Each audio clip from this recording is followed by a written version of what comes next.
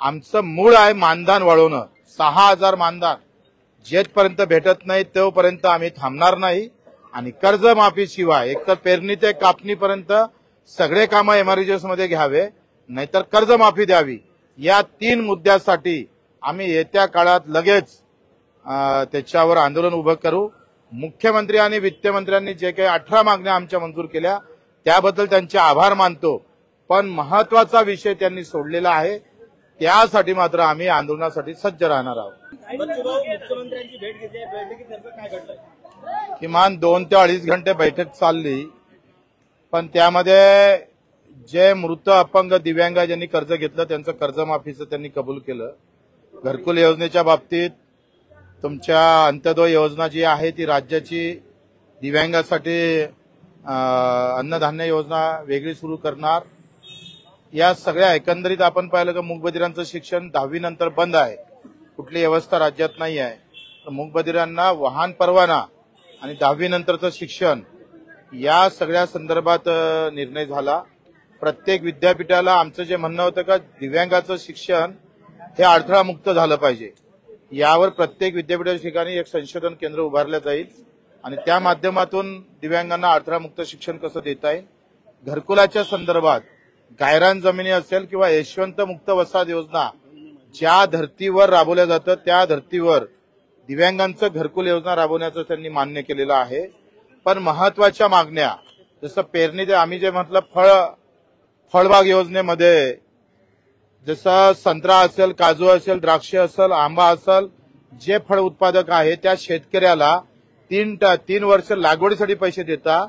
त्याचप्रमाणे 6 वर्षाचे जे झाडं आहे ते सगळे फळबाग त्यांना पुन्हा 3 वर्ष त्या फळबागी सांभाळण्यासाठी एमआरजीएस मध्ये घ्यावं. त्यांनी ते कबूल केलं. पंजाबराव कृषी विद्यापीठाला हा प्रस्ताव तयार होईल आणि तो इकडे पाठवला जाईल. एकंदरीत यामध्ये फळबाग योजनेचं त्यांनी मान्य केलेलं आहे. दुसरं पेरणी ते कापणीपर्यंत सगळे कामं एमआरजीएस मध्ये करावं ते त्यांनी अमान्य केलं. कर्जमाफी शेतकऱ्याची अमान्य केलेलं आहे आणि दिव्यांगाचं मानधन 6 महिन्यानंतर वाढवू असं मुख्यमंत्र्यांनी म्हटलं. एकंदरीत सगळ्या मागण्या मंजूर केल्यानंतर मानधन आणि कर्जमाफीच्या विषयात मुख्यमंत्री आणि अजितदादांना मात्र आम्हाला फारसा दिलासा दिलेला नाही. बाकी 18 मागण्यामध्ये जरी त्यांनी मंजुरात दिल्या असल्या, 18 मागण्या जरी मंजूर केल्या असल्या तरी 2 मागण्या मात्र पुन्हा आमच्यासाठी लढण्यासाठी ठेवलेल्या आहे. भाऊ आपण पाहिलं असेल तर कर्जमाफीवरूनच विषय निघाला म्हणून माणिकराव कोकाटे देखील म्हणले होते की कर्जमाफी होणं ही अशक्य आहे. तर आपण ह्याच्याकडे दिव्यांगांच्या कर्जमाफीचं बोलताय, पण कृषी मंत्री माणिकराव कोकाटे एकंदरीत शेतकऱ्यांना दाबताना दिसत आहेत. शेतकऱ्याच्याच कर्जमाफीची आम्ही बोललो होतो आणि दिव्यांगाची कर्जमाफी. जसं दिव्यांग वित्त मंडळ आणि कोणतेही वित्त मंडळ जे जातीचे वित्त मंडळ बनलेले आहे त्यामध्ये एक चांगली सुधारणा होऊ शकते, तो सुझाव आम्ही दिलेला आहे. चांगल्या सूचना आमच्याकडे आहे. जर गव्हर्नमेंटनं जर ते केल्या तर अपंग वित्त मंडळ असन, ओबीसी वित्त मंडळ असणार, जे काही वित्त मंडळ ह्या फक्त व्याज सवलती देते, त्या जर जिल्हा उद्योगच्या योजनेला जर जोडल्या तर प्लस 35% सबसिडी आणि व्याज माफी. वित्त मंडळानं बँकिंगचं काम करावं आणि व्याज माफ सबसिडीसह त्या योजना द्याव्या. त्यांनी पण तो मान्य केलेला आहे.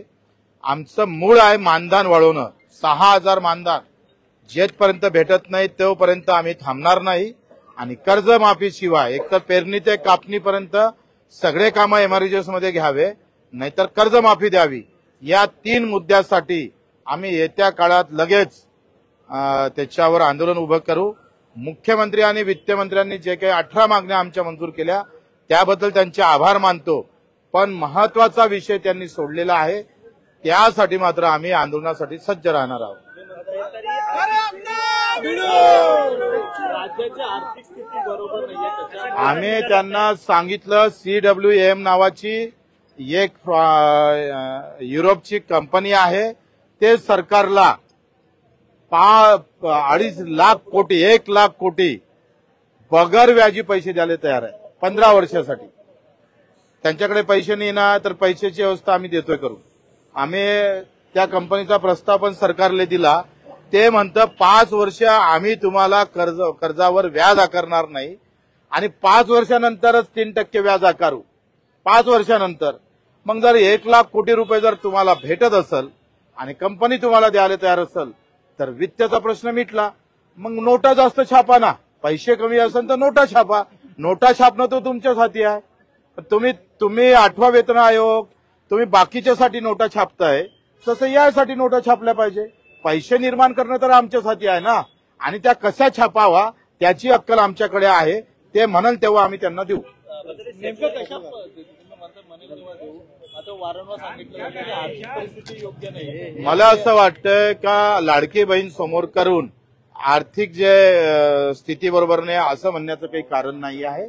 कारण देण्याची इच्छा असली तर मार्ग सापडतं, परंतु सध्या देण्याची इच्छा नाही आहे हे स्पष्ट दिसतं.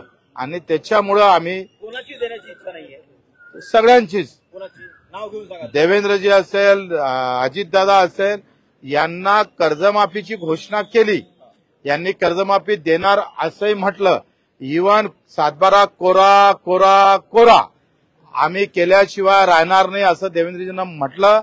आणि ते आता कोरा करायला जर आम्हाला नोट दाखवत असन तर मात्र आम्ही थांबणार नाही. आम्ही सुद्धा सोटा घेऊन आंदोलन केल्याशिवाय राहणार नाही हे लक्षात घ्यावं. आता दिव्यांगाचं मानधन इतर राज्यामध्ये 4,000 आहे आणि आमच्या राज्यामध्ये फक्त 1,500 आहे. 1,500 मध्ये आमचं दिव्यांगाचं मानधनामध्ये काही होत नाही, तो जगूच शकत नाही. तर दिव्यांग जगावा असं वाटत असेल तर मानधन वाढवल्याशिवाय आम्ही स्वस्त बसणार नाही. तुम्ही किती हजाराचे मानधन वाढवण्यासाठी मागणी केली आहे? 6,000. बच्चूभाऊ, तुम्ही दिव्यांगांचं नेतृत्व करताय. मागच्या काही काळापासून तुम्ही आंदोलनं केलीत किंवा निवेदनं दिलीत. नेमकं काय होतंय? मुख्यमंत्री ऐकायला तयार नाहीत की ऐकायला तयार आहे, पण खालची यंत्रणा जी आहे, लहान लहान गोष्टी आहे त्या साधा. आता इथला दिव्यांगाचा आयुक्त आहे दिव्यांग कल्याण विभागात, त्याला काहीच माहित नाही पुरी, तो बसत नाही काही नाही. असे माणसं या विभागात येतात. आता सचिव दिला, जे कारवाई झाले म्हणजे आदिवासी विभागात जे अधिकारी पाठवतो ना आपण, ज्यांच्यावर गुन्हे दाखल आहे, ज्यांच्यावर कुठेतरी कारवाई झालेली आहे, तसं दिव्यांग विभागात असेच येतं. कारण तिथं माल नाही आहे, माल भेटत नाही. आणि त्याच्यामुळे इथं येणारा अधिकारी, सचिव आणि आयुक्त हे अतिशय बिंदास असतं, खालची यंत्रणा काम करत नाही. आणि त्याच्यामुळे हे मोठे प्रॉब्लेम